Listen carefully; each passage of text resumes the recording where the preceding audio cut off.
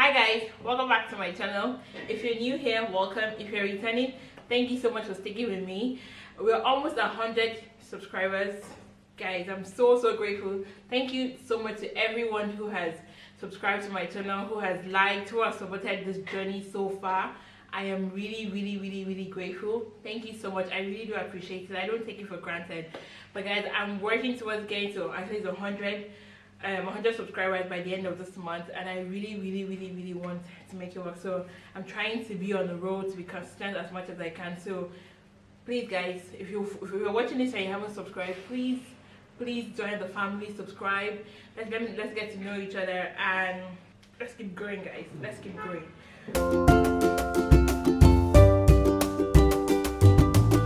So today's video is, I don't even know what the title is going to be just yet, but it's more like justifying cheating, or justifying African men for cheating. Like, something happened recently. I was in my office and someone asked me a question. Actually, he was like, that why would a woman leave her marriage because her husband cheated? And I was like, well, I understand why she would leave, but I wouldn't necessarily advise her to like leave her marriage completely, because I mean, marriage is a union. It's something that it's not just both of you, it's you and God in it. So it's not something you can just break out like that, like for my own opinion anyway.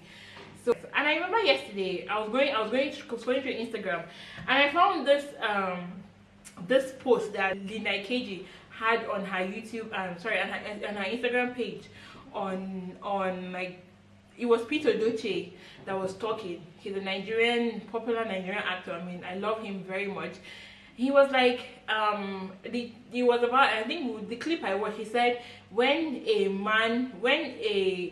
girl gets married and her family decides to buy her a gift, maybe a car, that they should register the car in the man's name, not the girl's name, in order to encourage unity. I was like, okay, interesting. And then he also said that when a woman finds out her husband is cheating on him, she should not be angry or pack her things, and rather she should buy him condoms and give to him. And I was like, what? Seriously? And people were going off in the comment section. People were agreeing to him, people were against it. I know I even saw his son posted, they had a comment there, was like, if he buys a car for his daughter, he's definitely going to register in his daughter's name. Guys, I don't even want to go into that kind of conversation right now, but like, when I saw that statement of when he said the woman should buy a condoms and give to the man, that was when I remembered I had something similar. I had a conversation with someone in my office, something similar with, like, he said, as a traditional Nigerian man, he's entitled to cheat. He's entitled to have women outside, as long as he's financially stable enough to take care of all his responsibility as a man, basically, that he's entitled to cheat. I was like, wow, that's a new revelation. I didn't know that bit. And he was so passionate about it. I was telling him that you cannot tell me that you marry someone with an intention to cheat. Is it that you accidentally cheat? I don't even know if accidental cheating can be justified, but let's assume maybe you didn't plan to cheat on the lady, but like it happened and you're remorseful, you're sorry about it. This one, he already planned to cheat in the marriage before he got married.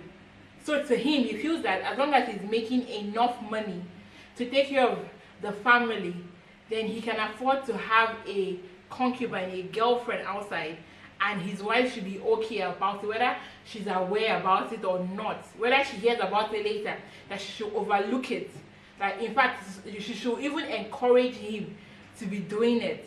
And I was like, I kept trying to tell them that it's not right. You're getting married for a reason. So how would you feel if your wife goes out of her way to cheat on you? Like, would you like that? Is it something you would encourage him? And he was like, hell no, that's an abomination. A woman should never aspire to cheat on her husband. I was like, obviously, but and that if she does it, that she has to leave his house compulsorily. Guys, that was where I got really confused. I was like, are you telling me right now that deep down you aspire to cheat? Or you tell a man who, maybe you meet a young man who is getting married tomorrow, you tell him aspire to cheat. After you get married, make sure you look for a woman outside to be your concubine, to be your girlfriend. And he was like women know a girlfriend and a wife know their place. So as long as the girlfriend does not come and clash with the wife, then there's no problem.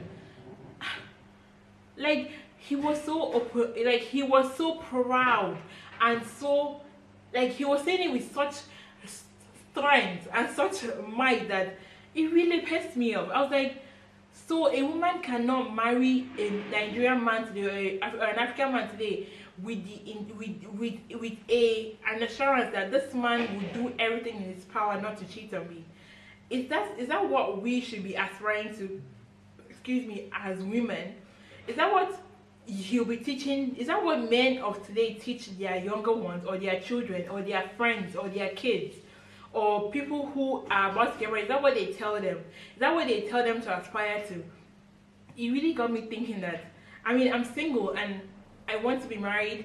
I pray to be married very soon.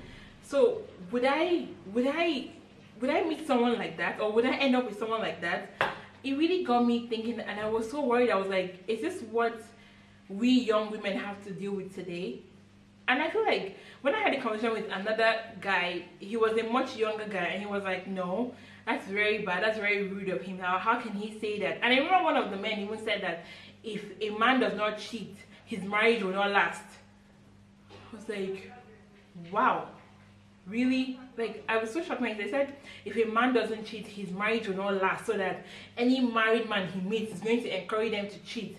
And I remember a guy there who was not married. He was like, he was against it actually, but he made me realize that in today's tradition, that as long as the man is able to take care of his entire family, or maybe he marries a woman who doesn't have a job, or she depends solely on him, you know, and even her family depends on him as well, so that the society will support the man. And it's true.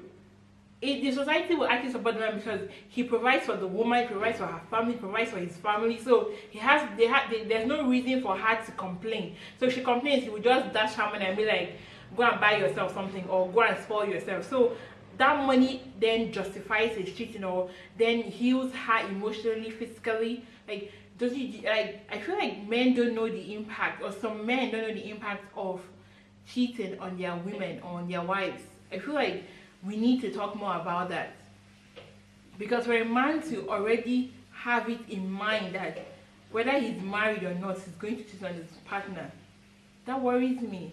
That really worries me. It got me thinking that before we ever get married, or as young people, before we ever get into a relationship that leads to marriage, we need to sit down and have a proper conversation with whoever we're marrying.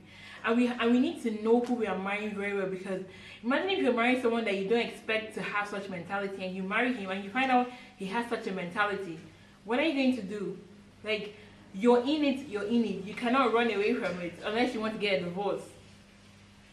Do you get what I mean? So as a Christian lady, as a Christian woman, I want to be able to marry someone who I know has every intention of keeping his vows to me, every intention of maintaining those vows to me. Not the one that he'll marry me and he'll be like, he will throw the vows into the wind and do his thing, you know. So I feel like, one, communication really matters in your relationship before you get to marry. I feel like communication really matters, and for us to get there, we have to be able to open up to each other. If there's something you don't like I'm doing, whether it's in the bedroom or outside the bedroom, that ticks you off, tell me. It works both ways. So we shouldn't ever aspire to cheating on our spouse, whether we are the female, we're the male. It doesn't. Tradition does not. You cannot tell me tradition justifies. Maybe in those days it was an issue when women did not have jobs, women did not have a means to survive. They had to depend solely on the man. Nowadays, women have jobs, they have careers, they have businesses, they are prosperous. That doesn't mean that they are better than the men in any form. You know what I mean? But you shouldn't work towards that as a man. Please, Nigerian men, please don't work towards that at all. That is not a good idea. That's not where we need to be in today's world. Please don't do that, you know. And the idea of having the mind to cheat on your wife and justifying it, when even when you're caught, you're justifying yourself. Please, cheating has a huge effect on women, like physically, emotionally, mentally. It has such a huge effect on women, so we shouldn't aspire to do that. We shouldn't work towards that. Please, let's not do that. You know, I really want to hear what you guys have to say in the comment section. Please give me your opinion, give me your views on the topic. If you're married, please tell me what you think, because I feel like I need to hear from some married people, like the women and the men as well, and even singles. When you want to marry someone, do you as a single person, do you have at the back of your mind that this person is going to cheat on me? If you do, would you still end up marrying the person? I mean, obviously there are situations whereby people cheat in their relationship, in their marriage. That doesn't mean that they go out of their way to cheat, but because it happens, you know, you have to deal with it after it happens. That's why when he asked me that question, I was like, I wouldn't advise her to leave. I would actually advise her to like sit down and have a proper conversation with the man and see if there's a way to resolve whatever issue that led him to cheating. Do you get what I mean? But that he's proud to say it and to justify it means he's going to do it over and over and over again. So I